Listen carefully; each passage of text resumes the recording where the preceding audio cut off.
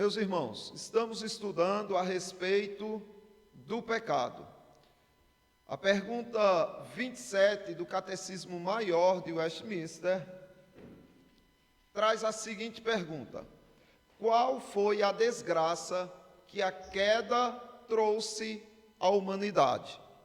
E aí eu lanço essa pergunta para vocês também. Quais foram as desgraças que vieram sobre a humanidade depois que Adão pecou? Jamile tem algo a dizer, não é? Mas não está aqui, daqui a pouco ela volta. O presbítero pode dizer aí qual foi a desgraça? A primeira desgraça foi a comunhão com Deus e trouxe a morte a todos os homens. Ou seja, quebrou a comunhão com Deus, não é? E trouxe a morte a todos os homens. Jamile tem a vez dela de falar, mas ela daqui a pouco volta. O presbítero vai falar? Sim, falar sobre a ira de Deus que veio sobre os homens e o juízo eterno. Isso. E predominou e se estendida aos nossos dias. Perfeito. Vai falar, Altamiro? Não, né? Vai? Na queda não ficou sujeito a todas as misérias desta vida, a própria morte, as penas do inferno para sempre. Isso foi a queda do homem. Sim, é. Então, observe o tanto de desgraça que trouxe, né, o pecado sobre a humanidade.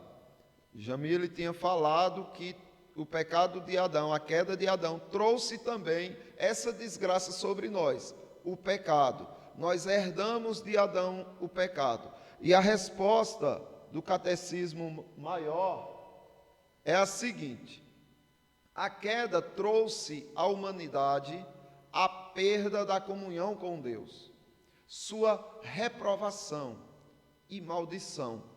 Por isso é que somos, por natureza, filhos da ira, escravos de Satanás e dignos de toda sorte de castigo, neste mundo e no porvir.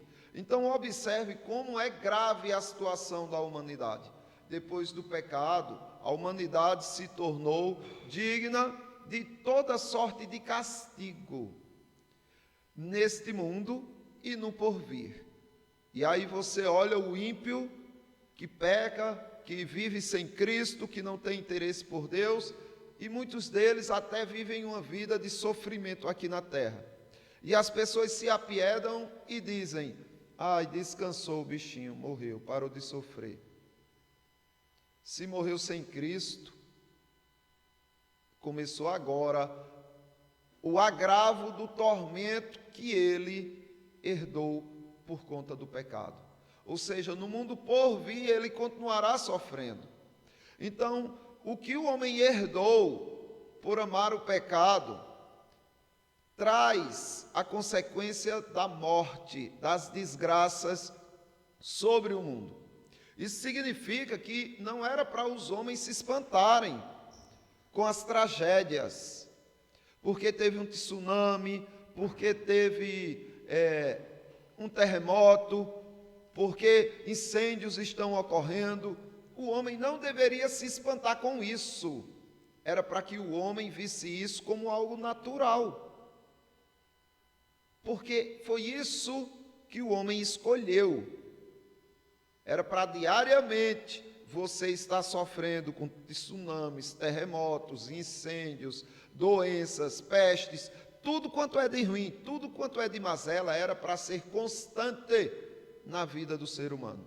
Porém, você passa períodos de prosperidade, de saúde, de paz, sem guerras, Aí isso deveria espantar. Era para o ser humano dizer: nossa, como é que pode? É impossível estar acontecendo essa prosperidade na minha vida, é impossível eu estar com saúde. Porque o pecado trouxe as desgraças e porque eu estou recebendo coisas boas. Então o espanto deveria ser porque não vem o mal, e não o contrário. Mas as pessoas se espantam quando vem o mal. Não, o mal era para vir, só que Deus é tão misericordioso que não permite que o mal nos alcance constantemente, tá? Então a resposta é essa.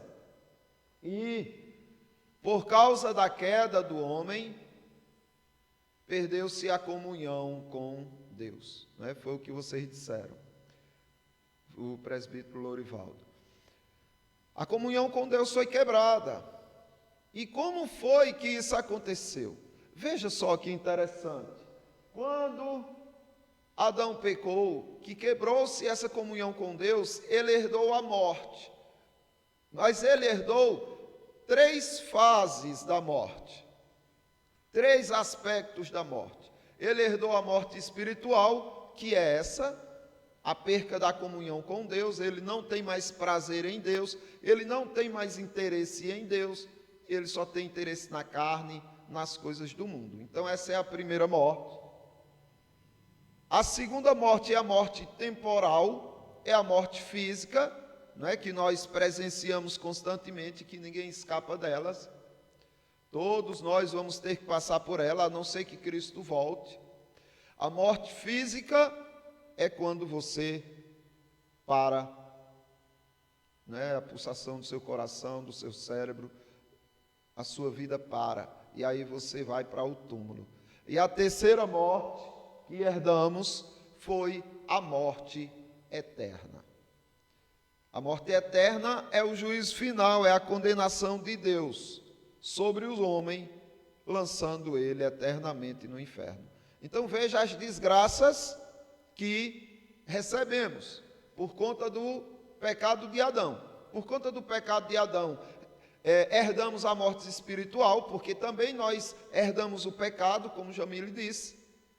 Essa desgraça do pecado veio sobre nós e nós amamos o pecado também, por isso nós não temos interesse em Deus quando não somos regenerados. Depois, a morte física. A primeira morte que Adão experimentou foi qual?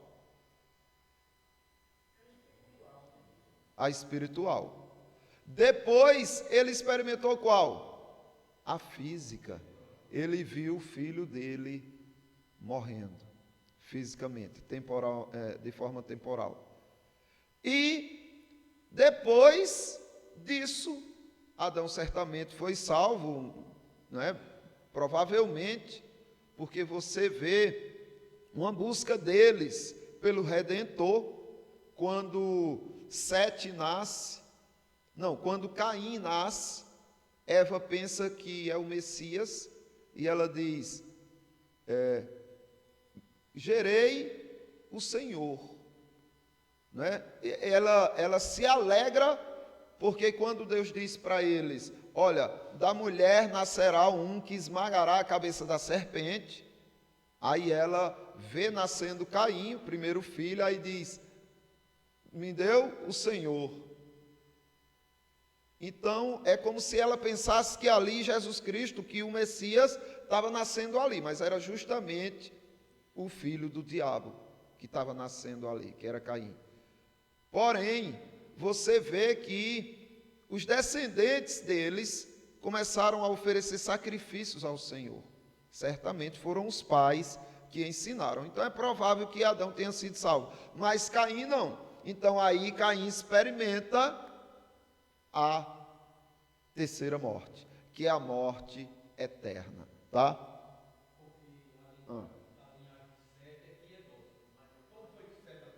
É também. Fala aí.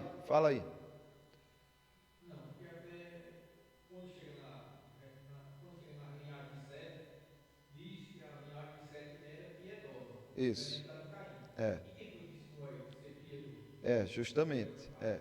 E a partir de Enos começou-se a buscar o Senhor. Então isso foram instruções, certamente, de Adão e de Eva aos seus filhos. Agora, por causa da redenção em Cristo, o homem restabeleceu a comunhão com Deus, tá? Então, vamos entender isso. Olha, o homem restabeleceu a sua comunhão com Deus. Impossível. Não tem como. Porque o homem escolheu o pecado. Se Adão, que era santo, reto, justo, perfeito, escolheu o mal, escolheu o pecado, escolheu se afastar de Deus, como que o homem vai restabelecer a sua comunhão com Deus, se ele já nasce pecador? Um santo não conseguiu, como um pecador vai conseguir? Aí é onde entra a redenção em Cristo Jesus. Em Cristo Jesus é restaurado os 3 aspectos de morte. Você passa a ter vida espiritual em Cristo, ou seja, você passa a ter interesse por Deus, porque Ele te redimiu, Ele te representou, Ele fez por você o que você não conseguiria fazer, e Ele recebeu o que você merecia receber por causa dos seus pecados, e agora você não tem mais condenação, agora você tem a redenção nele, para que você tenha acesso ao Pai, interesse pelo Pai, busque a palavra dele. Então, em Cristo você tem a sua vida espiritual restaurada. Alguma dúvida? Então, a segunda restauração é a restauração da vida temporal. Cristo restaura a tua vida temporal ou não? E Cristo está preocupado com a tua matéria? Que história é essa? Tá ou não tá? Ele restaura ou não a tua vida temporal? Ele disse que se nós honrarmos nossos pais, nossos dias na terra vão se prolongar. Olha aí, tá vendo a promessa? Se você honra teu pai e tua mãe, e o Senhor teu Deus fará com que você tenha longevidade sobre a terra pela qual Ele te deu, não é? É o primeiro mandamento com promessa. Então ele não está falando só de vida espiritual, ele está falando de vida também temporal. Você vai ser abençoado por Ele, você vai ter nova forma de viver. Antes você bebia, fazia com seu corpo coisas que você se autodestruía. Em Cristo isso muda, meus irmãos. Quando você é restaurado na sua vida temporal, você procura fazer exercício físico, você procura um médico para olhar a sua saúde, você vai procurar ter uma saúde psicológica, emocional, saudável, ou seja, você olha para o seu corpo e diz, opa, é morada do Espírito Santo, eu vou tratar, eu vou cuidar. Ou seja, você é conduzido pelo Espírito a ter uma vida de qualidade. Então, vícios você combate, práticas que prejudicam o seu corpo você combate, e aí você vai tendo essa sua vida restaurada. Por isso que Paulo dizia a Timóteo, olha, Timóteo, não beba só água, beba também um pouco de vinho, por conta dessas enfermidades que você tem no estômago. É como se ele dissesse, cuide, melhore a sua vida temporal, a sua vida física, até porque é com essa máquina que nós fazemos o quê? Fazemos a obra, vamos para uma cidade, para outra, prega para um vizinho, faz. Veja, essa máquina que está levando você, então ela precisa estar em um estado bom. E é óbvio, se Jesus Cristo não se preocupasse com tua saúde, com tua vida temporal, Ele não tinha curado o tanto de gente que curou. Não é verdade? E Ele não tinha alimentado aquela multidão que estava com fome, que nada é matéria, deixa eles perecerem de fome. Não, deu, mas não foi só pão, foi peixe também, ou seja, teve aquele incremento ao alimento. Então observe que Jesus Cristo quer que você tenha o melhor. É óbvio que nem sempre você vai ter, e aí isso passa por uma provação, por um castigo, é algum propósito de Deus. Porém, quando você tem a oportunidade de ter uma vida saudável e uma qualidade de vida agradável, você tem o dever de assim fazer, porque Cristo restaurou em você também a qualidade de vida, tá? E por fim, Ele também nos libertou da morte eterna, porque a morte eterna caiu sobre Ele na cruz. Ele recebeu o castigo eterno que nós merecíamos. Mas por que o castigo eterno em Cristo foi temporal? Se nós, quando morrêssemos sem a redenção, iríamos passar a eternidade, por que Cristo não passou a eternidade sofrendo a ira de Deus? Por quê?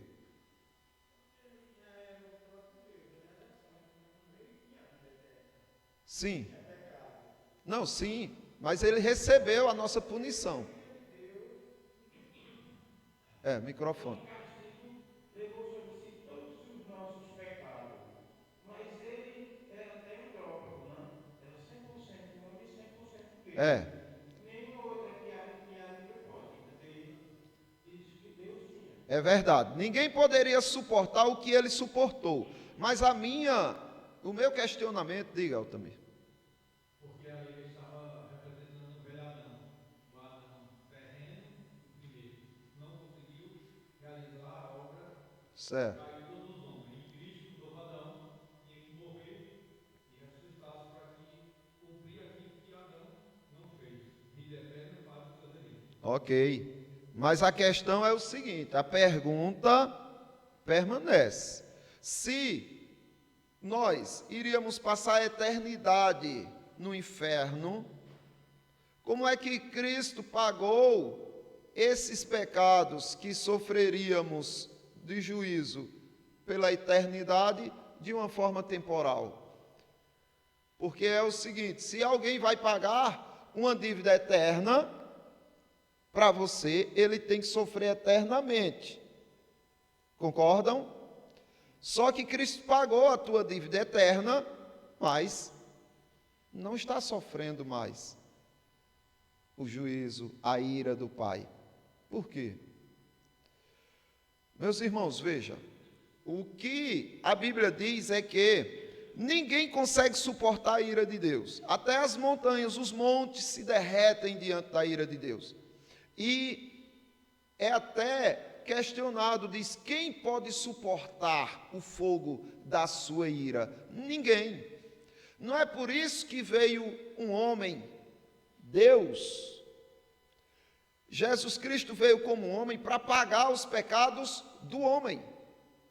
Porque não poderia vir um anjo nesse sentido, olha, o anjo vai pagar pelos teus pecados. Não, o anjo teria que se tornar homem. Porque quem pecou foi o homem. Então o homem teria que pagar a sua dívida. Por isso que Cristo se tornou homem, sendo Deus se tornou homem. Mas ele continuou sendo Deus. Para quê? Para suportar a ira de Deus. E que ira foi essa? O peso de uma ira eterna caiu sobre Cristo total naquele momento. Então, o peso de uma eternidade, vamos lá, tire de Cristo a ira de Deus lá na cruz, coloque sobre você. O peso dela leva à eternidade. Esse mesmo peso caiu sobre Deus na cruz, sobre o Cristo na cruz. E aí, naquele momento só. Então, o peso de uma eternidade caiu em um momento em Cristo. Naquele momento que ele diz, Deus meu, por que me desamparastes? É o peso da eternidade que caiu sobre ele. Não foi a eternidade no sentido de continuação. Mas essa continuação sem fim da eternidade, todo esse peso que você sofreria, caiu sobre ele naquele momento. Por isso que ele disse, por que me desamparastes? O sofrimento foi grande. E por isso que antes de ir para a cruz, ele disse, se possível, Pai, passa de mim esse cálice. Porque ele só recebeu o amor do Pai, eterno amor entre a Trindade existia, e nesse dia houve ira. a ira eterna do Pai caindo sobre ele para te remir. Aí nós fomos em Cristo libertos dessa condenação eterna. Não há mais condenação para os eleitos de Deus. Só amor e salvação, tá? Mas em Cristo foi restaurada a sua vida espiritual, a sua vida temporal e a sua vida eterna. Ok? Alguma dúvida? Ficamos por aqui. Oi. Pega aí. Tem muitas pessoas que confundem no meio do Evangelho. Pensa porque o cara, ou alguém que foi salvo, crê na salvação em Cristo, acha que não morre mais. Deixa um sujeito a morrer em qualquer tipo de morte, estralaçado, morto por perseguição, morto por acidente. Não tem nada a ver a vida do crente com a vida do ímpio. É verdade. A morte é a mesma coisa. Se Deus quiser que nós morramos, nós vamos morrer de Não, é verdade, é. Porque as pessoas confundem. Não, porque nós estamos em Cristo, agora estamos livres de tudo. Não está não. Você agora foi que arrumou um problema na sua vida. É. Agora crê em Cristo. Muito bem, Altomir. Foi bom você colocar essa questão. Por quê? Porque precisa ficar claro que não é porque sua vida espiritual foi restaurada que você não vai ter crises espirituais. E ainda tem outra coisa terrível, amaldiçoada no meio do povo que se diz de Deus. É que as pessoas acham que por eu não ter um carro, eu não ter vida boa financeira, isso é uma coisa que Deus não está me abençoando.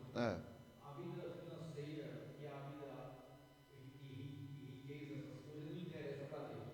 O que interessa em Deus é a vida espiritual, o conhecimento dele é que é riqueza. É verdade. Pobreza não faz diferença. Ninguém é melhor do que ninguém aqui na terra sobre condição financeira, vida, essas coisas, esse aspecto não existe nada. É verdade. Porque essas pessoas que pensam assim, né, vivem o passado dos cristãos que sendo perseguidos até um dia desse em vários países aí pelo mundo, né? É verdade. E estão mortos, levados à morte por causa de Cristo e não desistem. Porque Deus diz, não, você vai morrer, mas você vai ressuscitar em Cristo. Amém. É verdade. Só complementando, eu passei por isso, né? Uma certa vez eu estava passando por uma dificuldade e uma parente nossa chegou para mim e disse assim: cadê o teu Deus? Parecia até aquele livro de Jó. Cadê o teu Deus? Tem fé não? Como se fosse assim: se eu tiver fé em Deus, eu resolvo todos os meus problemas e é na minha vontade. Não é? Às vezes você esquece que a soberania de Deus é absoluta. Se ele quiser, ele vai resolver o meu problema, vai me dar aquilo que eu necessito. Se ele quiser. É verdade. Isso mesmo. Isso mesmo. E aí precisamos entender, veja, tem como você perder sua vida espiritual depois que você tem ela? Não. Você fica fraco nessa vida espiritual, você enfraquece na fé, mas você não a perde, porque ela foi dada uma vez por todas. Não se dá duas vezes a fé. Cristo deu uma vez por todas a fé dos eleitos de Deus. Porém, nós nos afastamos do nosso Deus, muitas vezes. Esfriamos espiritualmente. E aí ele precisa nos corrigir.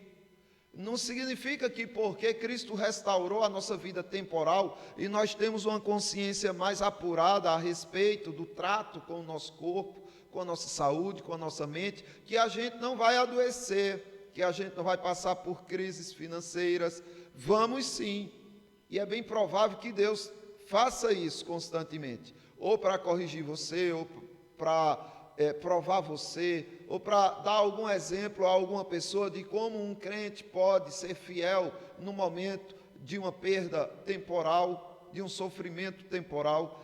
Ele pode fazer isso, certo? Mas a sua plenitude da sua vida temporal nele, você também não perde. O fato de você estar bem, psicologicamente, emocionalmente, espiritualmente, apesar de tudo estar ruim à sua volta e no seu corpo. Fazer feito Paulo diz: eu estou contente em toda e qualquer situação, tanto ser estar humilhado como ser honrado, passar fome como ter em abundância. Em todas, em qualquer circunstância, eu estou contente. Então, é isso que o apóstolo Paulo diz, que nós precisamos ter compreensão. O nosso corpo está bem, não só quando ele está com saúde, mas também quando ele está doente, e nós temos a compreensão de que essa doença pode glorificar a Deus. Então nós usamos o nosso corpo doente, essa máquina doente, para a glória de Deus. Isso é ser abundante e não a aparência da saúde, tá bom, irmãos? Alguma dúvida? Então vamos para nossas gravações.